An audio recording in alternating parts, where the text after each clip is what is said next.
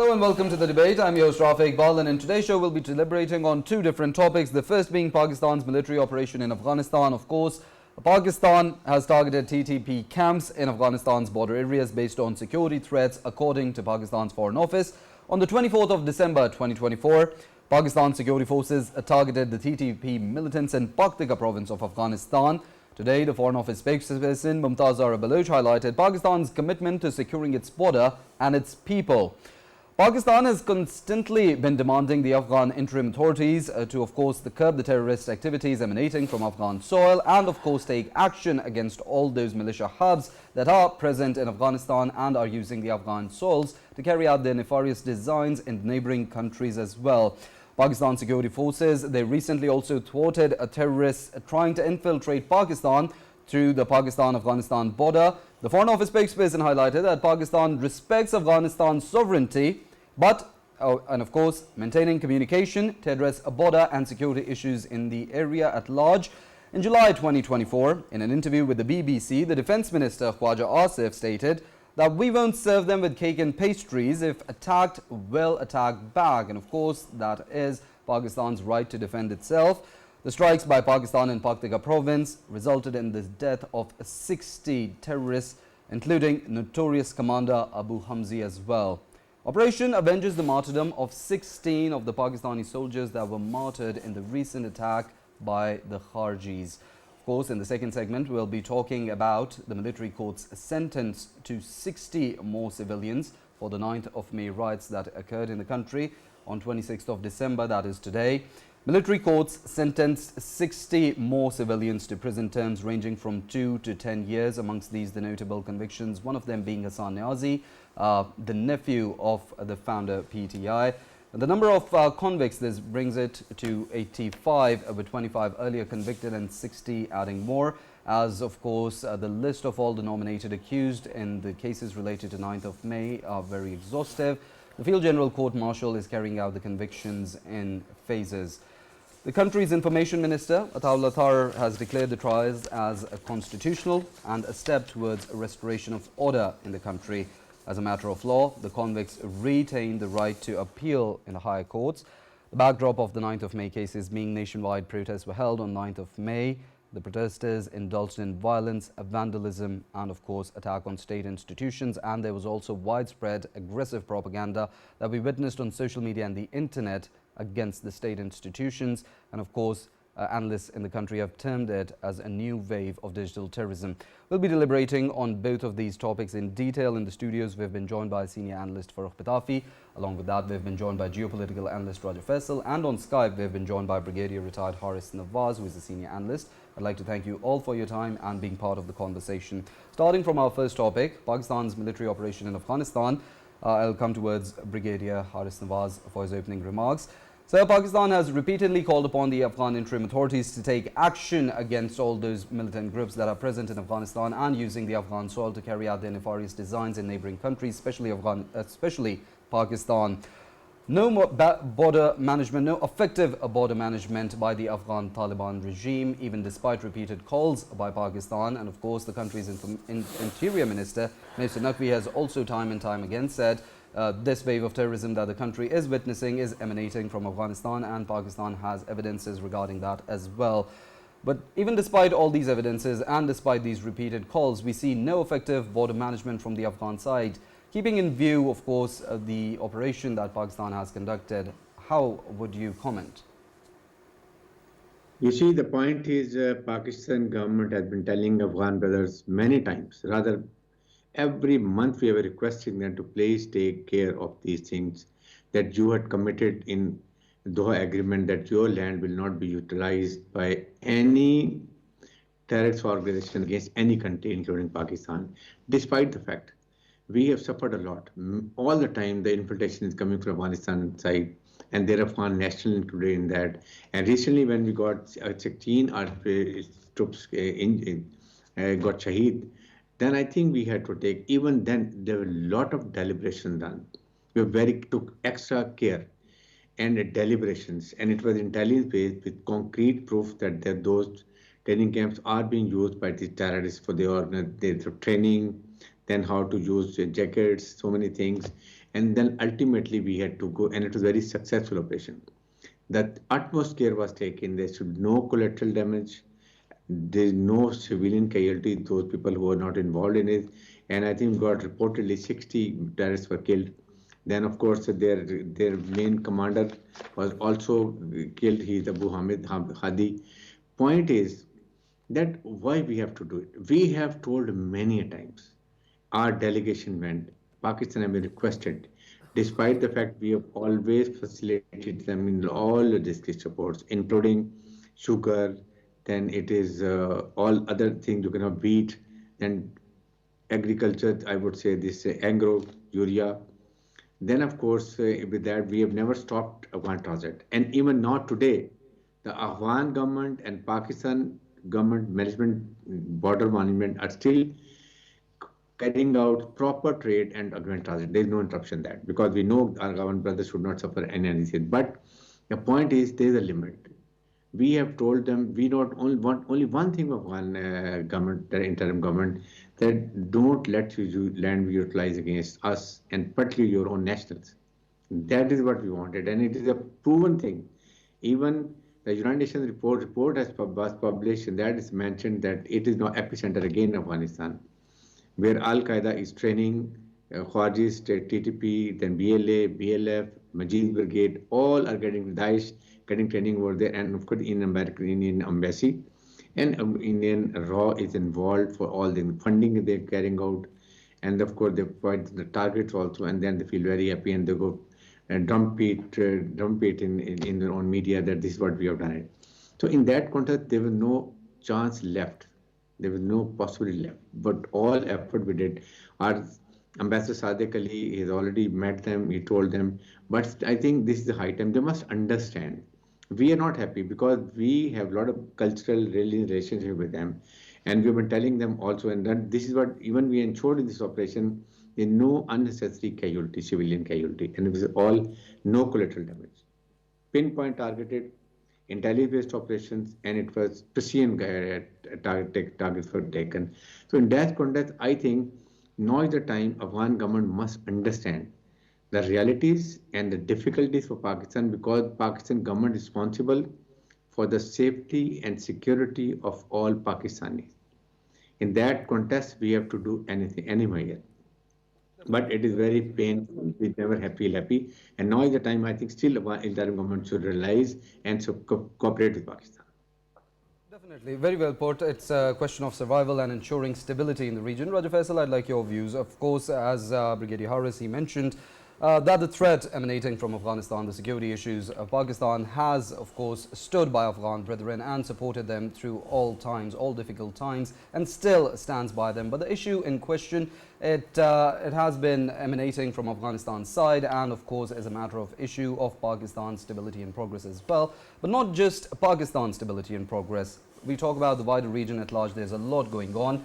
But with this kind of a security threat, and of course, as Brigadier Harris also mentioned, there was, when we talk about Indian involvement, we saw an episode of Mubarak Hussain Patel, which is a testament to, of course, this involvement in the region as well. How do you comment on, of course, these spoilers of peace trying to exploit Afghanistan's soil, of course, for their nefarious designs within the region at large? Yeah, Rafae, I fully agree with Brigadier Harris's comment, obviously, about the facilitators and financiers of the terrorism. We have been, of course, talking about them since a long time, and that is India. And to me, I think it was, 4 years were enough for Taliban regime to understand what is going on. If they hadn't understood in past, now was the time that they should have understood. And very recently there was another elimination. Obviously there was another killing, and that was of one of the ministers of Taliban regime, Khalilur Rahman Haqqani. Very recently he got neutralized by IS Khorasan. So to me, I think they have a mechanism, a self-created mechanism of friendly terrorists and non-friendly terrorists. Terrorist is a terrorist, be it TTP or be it ISIS Khorasan or be it BLA, BLF. And this is what the requirement was from the Taliban themselves while they were sitting in Doha for the accord, peace accord, in which the very first statement they came up with, of course, they said that they will never allow their land to be used against any of the neighboring countries, including Pakistan. And here we are still, of course, waiting for their action, which they didn't do. And that is why Pakistan, this is not the first time that Pakistan has conducted an IBO-based bombing of across the border. And we know that in March, in April, both of the months, Pakistan did conduct, because on ground intelligence was there, and IBOs which were conducted, they were 100%. And if somebody wants to, of course, figure out how Pakistan's IBO works, then somebody should ask Iran about it. Remember, in Sarawan, there were 7 different points where Pakistan conducted air raids, and Pakistan actually targeted the terrorists, and very next day, the statement which actually came from a very responsible spokesperson of Iran, that said that none of their civilians, none of their nationals were, of course, killed in that raid, and all of them who were, killed in that raid, all of them, they were, of course, aliens to them.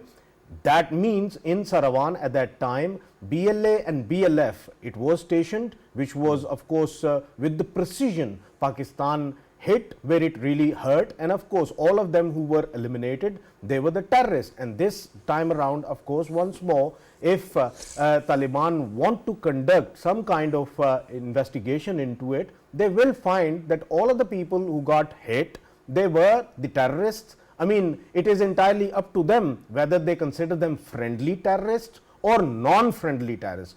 Friendly terrorists, to them, it means as long as somebody was, of course, joining hands with them against the Americans, they can do whatever they want against any of the neighboring countries. This is not the case. If they had pledged to secure their own country from all of these terrorists and not allow their land to be used against any of the other countries, then of course they are responsible for it. And if they are not responsible for it, then of course Pakistan will make sure that Pakistan's citizens, Pakistan's security forces, Pakistan's intelligence services, all of them, they are secured from this menace, and this was the way forward. And we have, Rafae, we have given dossiers after dossiers in which we have given the proofs that all of these terrorists, they are being facilitated, they are being financed by Indians. And of course, Indians, as long as they are spending money, it shouldn't be the case that the Taliban regime keeps an eye shut on them. They need to probe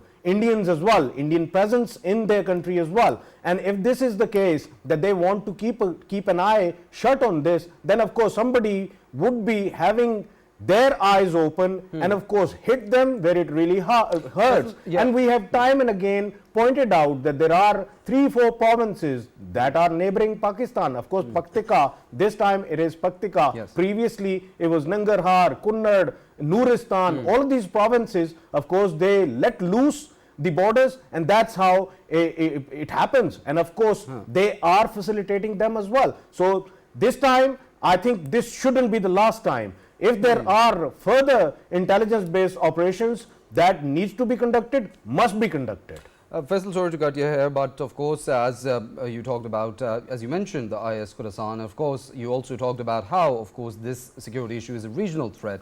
Do you think there could be regional cooperation with regards to this security issue? Because, of course, there are spoilers of peace within the region, and a more regional approach, and if you could make it concise, because I'd like to take comments from Farrukh Pitafi as well after this. Yeah, obviously. I mean, Pakistan have been obviously talking to Taliban regime itself as well, that there should be a joint effort, there should be multilateral efforts against this menace. Because when we say that ISIS Khorasan, I mean, ISIS Khorasan is not only a threat for Pakistan, but of course it is a threat for Taliban regime itself as well. We shouldn't be forgetting that while Americans were in Afghanistan, even at that time, Americans, they seeked help of Taliban themselves to counter ISIS Khorasan in Nangarhar. And if that can happen at that time, why can't they join hands with Pakistan to eliminate this threat which is actually emanating from their own country and all of the rest of the neighboring countries as well? You talk about Tajikistan, you talk about Uzbekistan, you talk about Iran. All of these countries, they are facing the same threat. And if they are facing the threat, then why not eliminate them? Definitely a very important point to ponder upon. Cooperation, not confrontation. Farrukh, Pitafi, of course, we know that the Afghan Taliban regime is a party to the Doha Accord. There's international pressure on them as well. The international criticism on the administrative failures regarding the human rights abuses that we've been seeing, regarding the Taliban regime not being able to uphold the women's and children's rights, and of course, the security issues that remains and is a bigger problem for the region at large. How do you think the Afghan Taliban regime could be made accountable to the conditions, to the promises, to the commitments that they made during the Doha Accord? And of course, Pakistan has been raising this issue over and over again, but the responsibility of the international community to hold the Taliban regime accountable as well. How do you think that could happen in a more effective manner? Right. Thank you very much, Rafae, for the question. I think that when Doha Accord was being signed, the actual genius of the whole process was that Taliban was supposed to be part of a broader system. They were not going to be the sole custodian of Afghanistan. They were going to share power with the other political parties, other political groups. Had that happened, things would have been much different. Unfortunately, that could not happen, and that actually speaks to another thing that I'm going to discuss in a bit. But that is because it actually fell apart. There seems to be some kind of lack of leverage when it comes to international system. Remember, international system is not like a government. It is more like anarchy. There is no central system to enforce agreements. If there is a powerful country and if it so wills, it can enforce its laws. But America, that actually left Afghanistan after a long stay, has Afghanistan fatigue, and I don't think that they are in a hurry to come back and do something. Now, you actually also asked a question regarding India being a spoiler and other spoilers. The biggest tragedy, and that you have to actually wrap your head around, is about this bizarre world where everything up is down, down is up, right, left is right, right is left. Now, why am I saying this? Because for the past 23 years, 24 years, Pakistan has been the actual bulwark against terrorism, menace of terrorism. It is a country that has fought terrorism not only elsewhere, but also on its own land as well. And after that, we have actually sacrificed more than 80,000 and still counting, because things seem to have actually gone awry. And yet, the spoilers that you speak about, they did their voodoo because they are rich, they have their influence, and they made us the bad guys in the story. And that never stops. And it breaks my heart, because there are 80,000 plus stories to be told to the world what it takes to save civilization from vandalism and extremism. And that, unfortunately, is a story that nobody is ready to listen to, because there's a bully in the neighborhood and it starts throwing tantrums every time you try to articulate your story. And because of that, remember that for 20 years, we were repeatedly accused of harboring Afghan Taliban and whatnot. And amazingly, Mullah Batradar's story is very interesting. Mullah Batradar, Western media kept on talking about Mullah Batradar, but in fact he was arrested when Americans actually requested. So when Americans actually requested that he be released, we did so. And yet Western media started talking about, look, Pakistan has let go that man, right? Today, the commentators and those who have their bleeding hearts about our military codes, they should tell us whatever went on in Gitmo and in Iraq, when war on terror was at its peak, when every human right law was abused, And there is no accountability even today. Pakistan still is the bulwark against extremism, vandalism, fundamentalism and terrorism. And that's why we keep on sacrificing day after day. And that actually, and because I have mentioned military courts, it is going to connect to the next topic.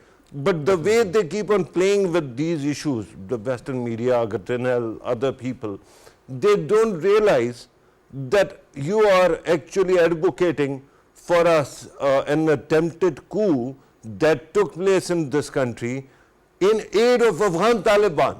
The actual fight between the political party and the state of Pakistan was on Afghanistan, because they somehow wanted immediately after Afghan Taliban's takeover, they actually withdrew all the safeguards in Khyber Pakhtunkhwa and cut a deal. That is why we are sacrificing our lives today. And if Indians really think that they can wish away Pakistan and then they know how to handle Taliban, TTP, whatever, they have another thing coming, because they don't know. And unfortunately, both India and Pakistan have been allies, partners in the global war on terror. But, you know, that story about, you know, something that rides you and then also bites you has been there. The scorpion and the turtle, that is a story that is instructive. India is the scorpion that sits on your back, and while you help it, it keeps on biting you. Unfortunately, if they knew what is better for them, they should stop. And that actually speaks to your question about regional cooperation, that if these countries, all countries actually come together, we can do away with terrorism, because America might say that global war on terror is over. In this region, it is still active. Well, of course, that's a very, of course, food for thought. Moving towards Brigadier Harris. So as the conversation has shaped up, how would you comment on, of course, a bully in the neighborhood and, of course, a win-win situation for Pakistan and Afghanistan if they cooperate? Of course, Pakistan has constantly, repeatedly called upon the Afghan side to cooperate. But if they do so, it's a win-win for them as well, even regards to the security issue and regards to the political issue, that the criticism that Afghanistan faces from the international community at large. You see, the point is, this is what everybody says. It is in Afghan terrorism government interest that please keep your terrorists, all these terrorist organizations, away from your country. And for that, the Pitafi, the way he was saying, you see, it is a regional problem. And region means Afghanistan is a linchpin. If Afghanistan is peaceful and there is no terrorism in Afghanistan, see what happens. We have a connectivity from Central Asia through Afghanistan to Balochistan, and then it is Gwadar Port and CPEC. And see how much trade can go through this. Russia, Central Asia, Afghanistan, Gwadar Port, and Middle East and Africa. How much is through to China? Kashgar to Gwadar, 8 days road travel only. And if it goes through the Arabian Sea, Indian Ocean, Malacca States, South China Sea, and then China, 90 days. Just see, economically also. And this is what has been done by our Americans when they were leaving. They left a lot of ammunition, weapons, and night vision devices, latest equipment, which fell into the hands of these all terrorist organizations. And that is being used against Pakistan. This is Pakistan is telling Americans also. And even now we tell China also, because China is working great in Afghanistan. They're taking all national resources and giving handsome amount to Afghan interim government, and that's what the government is running. If Chinese want CPEC should be complete, then China should tell the Afghan government, do something extra, and Chinese are being killed. So they have to exert there in Afghanistan that to please stop and don't allow terrorist organizations to cross the border. Likewise, we must have a security system in Central Asia and Pakistan and Iran, you see, and China. Because if we have a security heads, they sit down one day and they find a solution, how we all with collective effort, how we are going to resolve this issue. That we haven't done it. So it is this region's issue. We have to sitting together. And it is a life and death for Pakistan. You see what India is doing, they don't want Pakistan to be doing economic prosperity. Being an Islamic country, being a nuclear country, with large standing battle hardened army, best of geostrategic location, if we have other port operation, that means we are going to have economic prosperity. And then we will take our decision in a national interest and we will not be relying on IMF and World Bank. That is what we want. And that is what our enemy doesn't want. And that's why there was Chinese being killed, because they are harassed and then we can't complete CPAP. And there's a lot of orchestration in Balochistan. So we must understand reality, see what is happening. In now, particularly in a bigger scenario, when Israel is already in Syria, they have blocked any support of weapon ammunition through Iran to Lebanon and of course Palestine. That is also done. Means now Iran is also a bit weakened. Then the target is Pakistan also. We must realize we are a nuclear country and the only Islamic nuclear country. And Greater Israel has a half of Middle East also included in it. They want to go occupy Gaza because there is a lot of oil is available there. So it's a war of economy and we have to move forward. We have to think ahead now. Short term, the long term goal. We are not following it. So all these is very essential to ensure that peace exists in this region and we complete CPEC and we have economic prosperity. Definitely. Of course, we hope the relevant quarters in Afghanistan, they take heed of the conversation that we had, and of course they realize that ensuring peace and stability is not just in the favor of Pakistan or the regional players, but it is also in the favor of Afghanistan's own prosperity and stability. And talking about stability and peace and order, we'll come towards our second topic. Of course, the military court sentencing 60 more civilians for the 9th of May riots. Of course, I'll come and start off with Raja Faisal. Violence is condemnable in all its forms. Politics of violence should be shunned wherever it is being carried out. The cruciality of these sentences to maintain law and order in the country and to establish the writ of the state. How crucial do you think this sentencing comes at these times? Yeah, Rafae, I think it's a brilliant precedent which is set by Pakistan, and of course the military courts they have been working on it since last year, since 9th May took place. And of course when somebody asks about where is the evidence, well, evidence is all there and everyone knows. I mean, even on the day when it was taking place, it was being shared on social media as well. And any layman can simply say that the evidence was there, is there, and of course the sentences which are being carried out right now, of course they are on the basis of that evidence. And all of the people who got captured, I mean, previously it was the number of people, now it stands at 85, I guess, the one who have been sentenced. And obviously when we talk about Hassan Niazi, who happens to be nephew of Imran Khan, his name was being echoed and he was captured on the same day when of course it was conducted. And there are many more who've been involved. All of them, they were captured at that time, and till now the probe was taking place. And when we talk about military courts, of course there is a non-biased mechanism within the military itself. We know the military courts, they are known for, of course, the scrutiny. It is beyond par, I must say. And of course when it comes to the accountability, that has always been there. And when we talk about these these sentences, I think they are justified.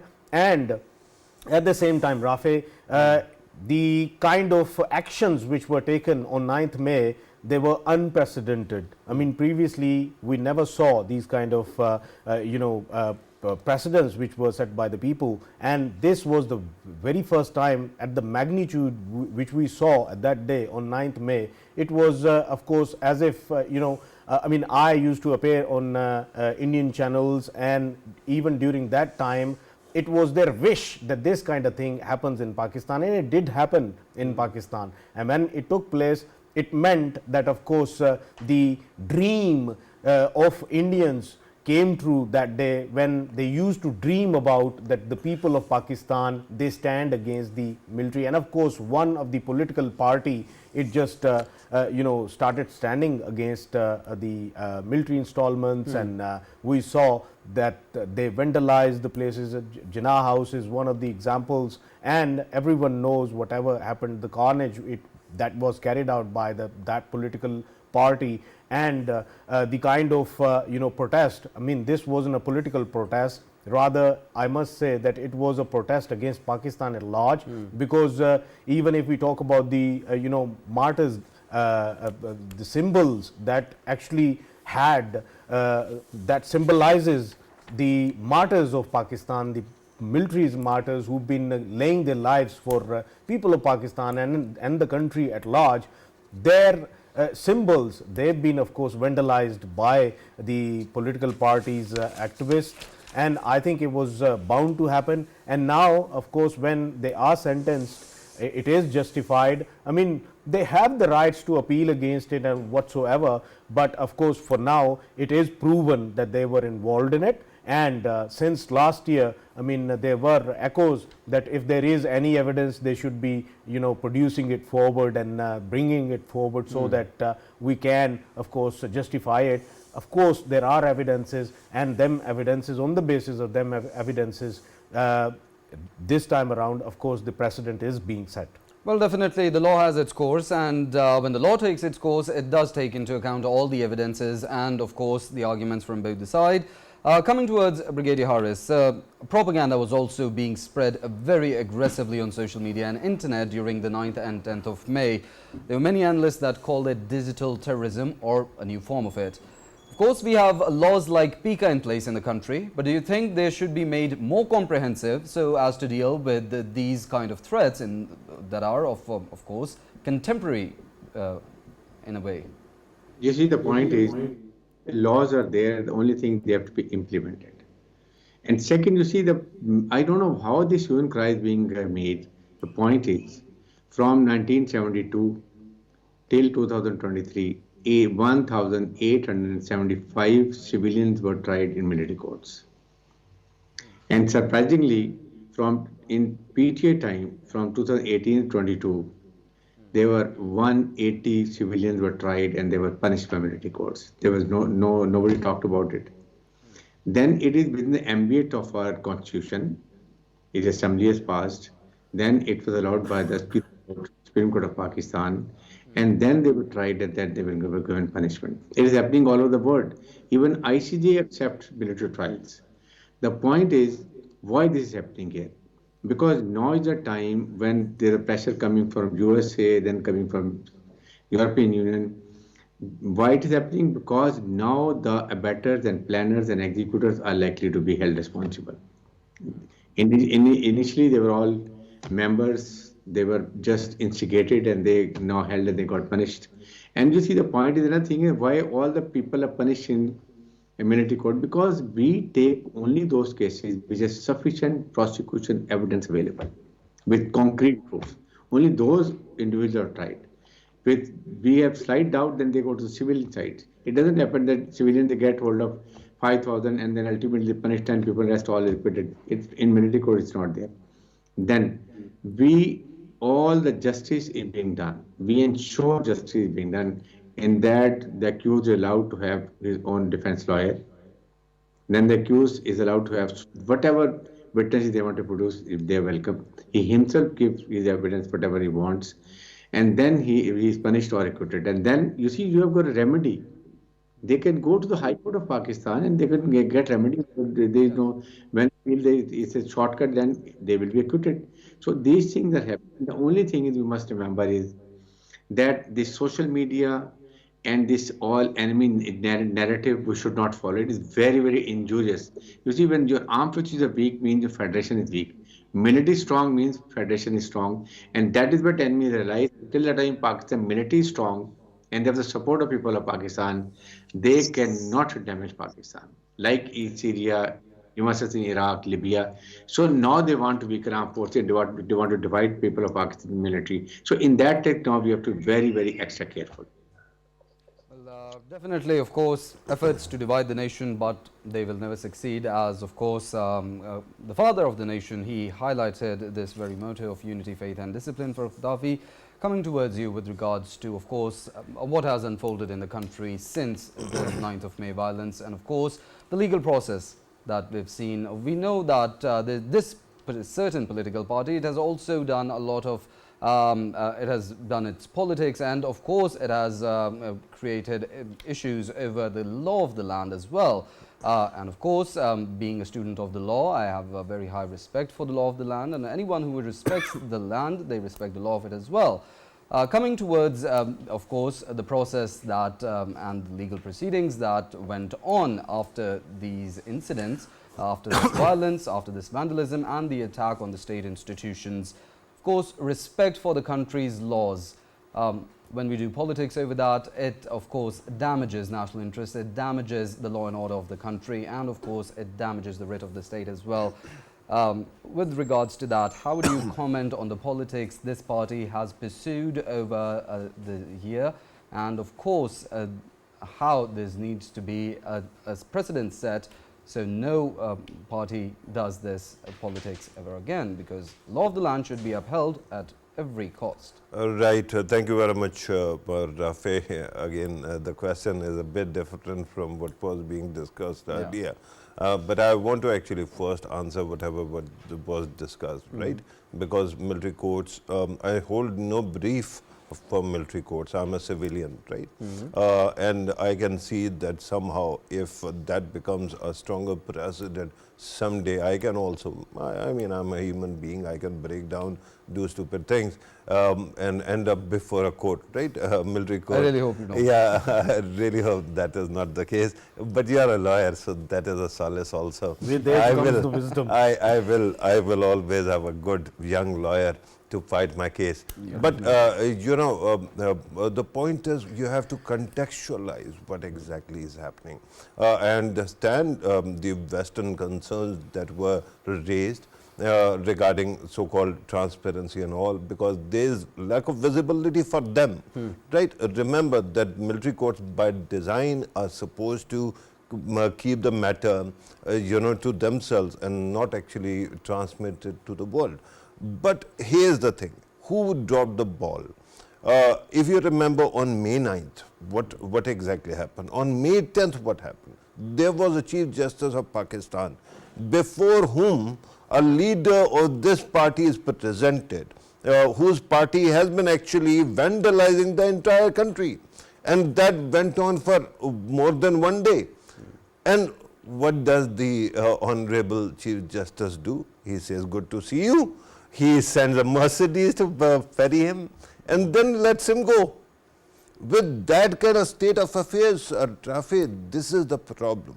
When judiciary becomes partisan, and this is, Americans would understand it, every time you have Democrats, they want to have liberal judges. Every time you have, you know, Republicans, they would like to have conservative judges on the docket.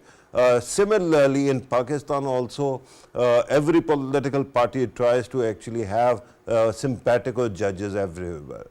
And because of that mixed, you know, culture and that kind of mixed number of people, what happens is that since May 9th, the courts have almost practically refused to actually prosecute these people, and I'm talking about lower courts, where actual evidence is.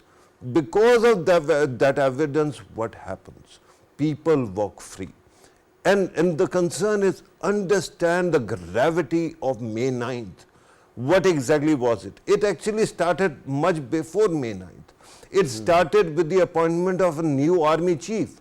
When a person who is now being tried in a military court, a former you know, corps commander, he and his you know, minions were trying to get him installed.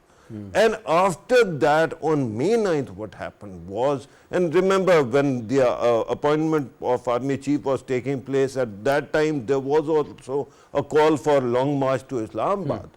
And on May 9th, the whole thing was to try to overthrow the current order and make Pakistan into some kind of Afghanistan, where you have warlords rather than leaders, you know, military discipline. So army is very concerned about its discipline and anybody who tries to undermine it. And they were looking at the courts to actually come to their aid and allay their concerns. That did not happen, right? When you drop balls so bigly, so to speak, what happens? then you have to create some alternative process. I hope it doesn't become a precedent. I hope in coming days courts come to their senses and they take care of those people who are actually, who have done huge crime. If you don't actually accost them, if you don't hold them accountable, this is what we are consigned to. In the end, power knows no vacuum. If there is going to be an attempt to overthrow the country's state itself, what happens then? The state reasserts. Yes. And had something else happened, for example, the other side would have prevailed on that day, what would have happened? Have you thought about it? There was, of course, one very fanatic kind of turn of events. The same people would have been actually holding accountable the current leadership. Yes. And then what would happen? Would have happened? We wouldn't even get a chance to criticize or discuss these things on television. Similarly, if there was some kind of gridlock, we could have gone the way of Soviet Union. I mean, if there's so much at stake here, do you honestly think that whatever is taking place now is something that wouldn't happen? If leadership, if educated people, if institutions drop balls so magnificently, then institutions are undermined and they actually practically undermine everything else. But luckily, as Brigadier Saab pointed out, there is a due process. There is a further right to appeal to a court. Yes. So that will actually clear the things also. But the humble submission is, if the gravity of what happened on May 9th and the way India kept on using it to present Pakistan as something that is falling apart, if that gravity is not understood, then we are going to have more problems. Because in the past, we know that there were martial laws in this country also. There were emergencies also. Do you think that that cannot happen now? Why go there? Better find a solution. Now you have a civilian oversight as well. Let us use it. Unfortunately, the courts did something else also. For example, after the military courts actually were about to give decisions, they stopped them. Yeah. What happens? The person, even if I'm innocent and I'm arraigned, I stay behind bars because there is no accountability possible, right? Because there is no verdict. So, in the end, they decided in their infinite wisdom to actually allow the verdicts to come out. But of course, they have a bigger judgment that they are going to give.